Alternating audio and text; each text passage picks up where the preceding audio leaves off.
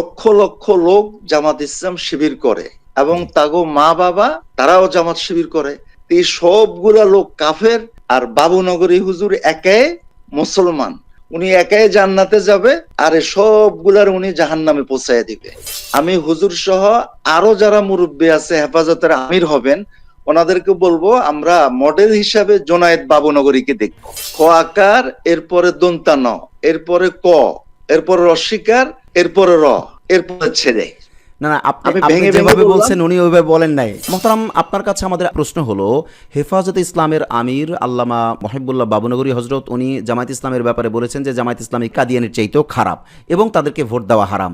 এই ব্যাপারে আপনার মতামতটা আমরা জানতে চাই। কারণ হলো এই, আপনি একই সাথে কওমি আলেম, আবার একই সাথে কওমি মুরব্বী পর্যায়ের আলেম, যেহেতু অনেকগুলো মাদ্রাসার আপনি পরামর্শদাতা বা তালিমি মুরব্বী বিভিন্নভাবে আপনি গাইডলাইন করে থাকেন, সেই হিসেবে এদিকে হলো কওমির সাইড, এদিকে আপনি যেহেতু জামায়াতে যোগ দিয়েছেন, অবশ্যই জামায়াতে একটা অবস্থান তৈরি হয়েছে। তো দুইটা দৃষ্টিকোণকে একসাথে মিল করে আপনি এটাকে কিভাবে অবজার্ভ করবেন যে আমির হেফাজত যে কথাটা বললেন জামায়াত ইসলামের ব্যাপারে?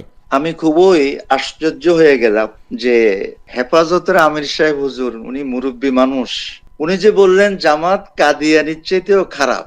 সারা পৃথিবীর সকল আলেম একমত কাদিয়ানিরা মুসলমান না, তারা কাফের। কিন্তু উনি জামাত ইসলামকে কাদিয়ানির সাথে তুলনা করলেন। জামাত ইসলামে কামাল উদ্দিন জাফরি সাহেবের মতন একজন ব্যক্তি আছেন, জি, তারপরে লুৎফুর রহমান সাহেব, লক্ষ্মীপুর বাড়ি, নস ছাড়া উনি কোনো কথা বলতেন না। এইভাবে হাজার হাজার আলেম, বড় বড় আলেম, গবেষক আলেম জামাত ইসলাম আছে। এরপরে লক্ষ লক্ষ লোক জামাত ইসলাম শিবির করে এবং তাগো মা বাবা তারাও জামাত শিবির করে।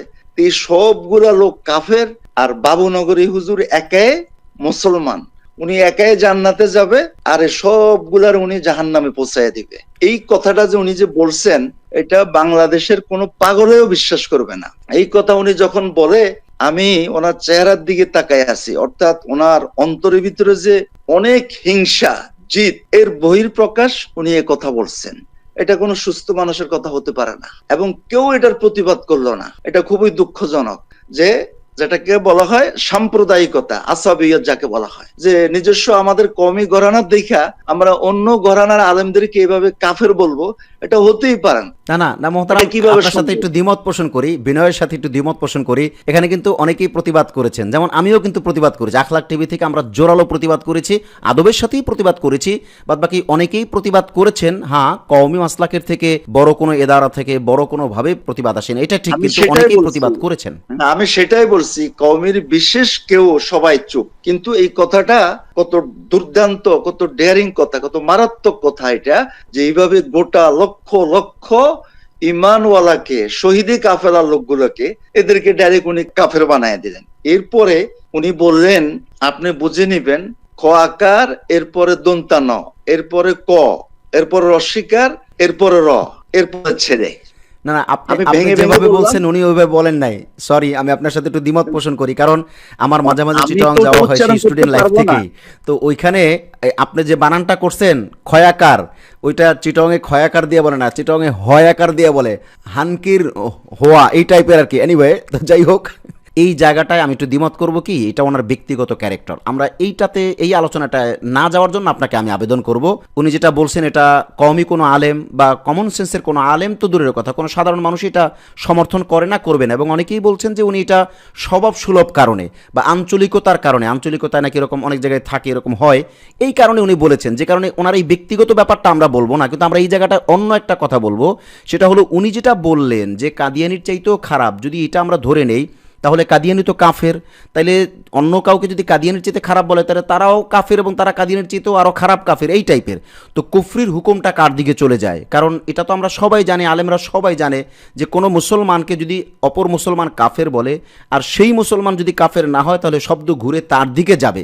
তো এই ক্ষেত্রে আপনি মানে এটার সলিউশন কি হতে পারে? এটাই বললাম যে এটা তো দেশে লক্ষ লক্ষ ওলামা ইকরাম আছেন, ওনারাই বুঝবেন বিষয়টা। এই ধরনের কথাবার্তার দ্বারা জাতি বিভ্রান্ত হয়ে যায়। আজকে এই যে আজকেও দেখলাম যে মিছিল করতে আছে, উত্তরবঙ্গের দিকে একজন লোক ইসলামপন্থী দলের লোককে মেরে ফেলছে। এই যে লোকগুলোকে যে এরা যে মারা যাচ্ছে, আর হুজুর এগুলো বলে উনি সংসদে গিয়ে এই ঘাসের উপরে দাঁড়ায় নামাজ পড়লেন, খুব সম্মান পাইলেন। বিষয়টা তো এমন না, এটা আলেমদের জন্য উচিত না। আমি হুজুর সহ আরো যারা মুরব্বী আছে হেফাজতের আমির হবেন, ওনাদেরকে বলবো আমরা মডেল হিসাবে জোনায়েদ বাবুনগরীকে দেখবো। জোনায়েদ বাবুনগরীর উপরে যত রকমের অত্যাচার করা হয়েছে কিছুতেই ওনার মুখ খুলে নেই, এবং এই অবস্থায় উনি জান্নাতে চলে গেছেন। জোনায়েদ বাবুনগরী কাঁদতেছেন, কাঁদতে কাঁদতে কাঁদতে পত্রিকায় আসা ওনাকে যত কিছু জিজ্ঞেস করে উনি কাঁদে। এরা তো মনে করতেছে উনি কাঁদতেছে, কিছু বলতে পারতেছে না, কিন্তু ওনার দুঃখ তো এই জায়গা না যে হায়রে মানুষ, আমি কি চিন্তা করি আর আমার জাতি আমাকে নিয়ে কি চিন্তা করে। বিষয়টা তো এমন ছিল। তো আমরা আশা করব যে জোনায়েদ বাবুনগরী হুজুরকে পরবর্তীতে যারা সবাই ফলো করে কথাবার্তা বলার ক্ষেত্রে। মোহতারাম, এখানে আমরা আরেকটু যোগ করতে চাই আপনার সাথে, মানে আপনার মতামতটা চাই। এখানে আল্লামা মহিবুল্লাহ বাবুনগরী হজরত কি এটাকে ভিন্নভাবেও বিরোধিতা করতে পারতেন কিনা শরীয়তের হদুদের মধ্যে থেকে? যেমন মানে এটা আমি আখলাক টিভি থেকে আপনার সাথে পর্যালোচনামূলক কথা বলার কারণেই মূলত আপনার মাধ্যমে জানতে চাওয়া যে হজরত কি এভাবে বলতে পারতেন কিনা, জামাত ইসলামকে আমার ভালো লাগে না, আমি সমর্থন করব না, এটা ওনার পার্সোনাল ব্যাপার, উনি জামাতকে সমর্থন করতেই হবে এমন তো না। তো উনি এটাও তো করতে পারতেন যে ঠিক আছে আমার জামাতকে ভালো লাগে না, আমি জামাতকে সমর্থন করি না, বা আমি জামাতকে সমর্থন করব না, বা তোমরা করো বা করো না, এটা উনি বলতে পারতেন। কিন্তু এই যে কাদিয়ানির চাইতেও খারাপ বা ভোট দেওয়া হারাম, এই বিষয়গুলো তো শরীয়তের মাসআলার সাথে জড়িত হয়ে যায়। তো শরীয়তের মাসআলার মধ্যে না গিয়ে শরীয়তের হুদুদের মধ্যে থেকেও তো উনি বিরোধিতা করতে পারতেন কিনা? এটা পারতেন, কিন্তু ওনার ওই যে মেজাজ কন্ট্রোলে নাই।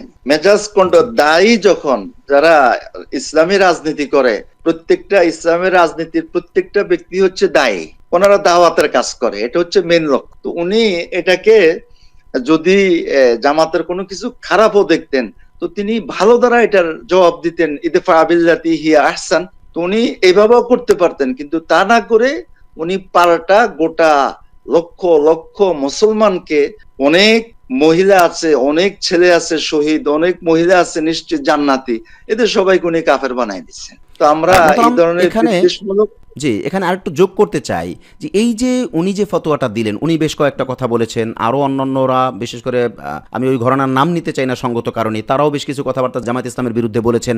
তো এই যে অবাঞ্ছিত ফতোয়াগুলি দেওয়া হলো বা জামায়াতের বিরুদ্ধে শরীয়ী কথাবার্তা বলা হলো, যেটা শরীয়ত সাপোর্ট করে না, এই টাইপের কথাবার্তা বলা হলো, এর দ্বারা আমজনতার মধ্যে কি প্রভাব পড়েছে বলে আপনি মনে করেন? কোনো কুপ্রভাব পড়েছে কিনা, বা পড়লে সেটা কোন পর্যায়ে? আপনার অবজারভেশন জানতে চাই।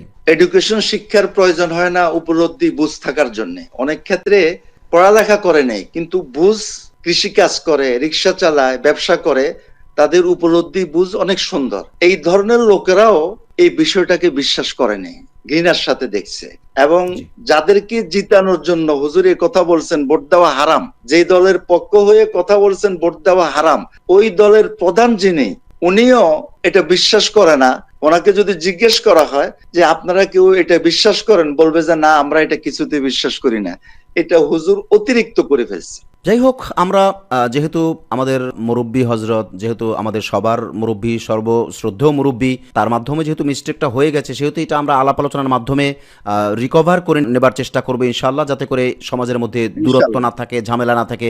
জামাতের ভাইয়েরা তো ক্ষিপ্ত, এবং এক্ষেত্রে আমাদের কাছে মানে আখলাক টিভির কাছে প্রচুর পরিমাণে কল, এবং বাংলাদেশের আলহামদুলিল্লাহ মাঠ পর্যায় থেকে শুরু করে মানে টপ টু বটম যদি আমরা বলি, মানে মন্ত্রণালয় পর্যন্ত এই টাইপের লোকেরা বা আপনার ধরেন প্রথম শ্রেণীর বিজনেসম্যানরা আমাদের কাছে ফোন করে প্রচুর পরিমাণে দুঃখের কথা বলেন, এবং বিভিন্নভাবেই তারা আক্ষেপ প্রকাশ করেন যে এটা কেন হলো, এটা কেন, মানে আলেমরা এমন কেন, আমরা তো আলেমদের কাছ থেকে এইরকম চাই না। এমনি তো একটা দলাদলি আছে, কিন্তু এবার ভোটের আগে যে নিকৃষ্ট দলাদলিটা হলো, এবং শরীয়তের হুকুম হাকামের ব্যাপারে, বিশেষ করে হালাল হারামের ব্যাপারে এবং ফতোয়ার ব্যাপারে এবং বিভিন্ন ব্যাপারে যে কথাবার্তাগুলো হলো, এগুলো কোনোভাবেই গ্রহণযোগ্য না।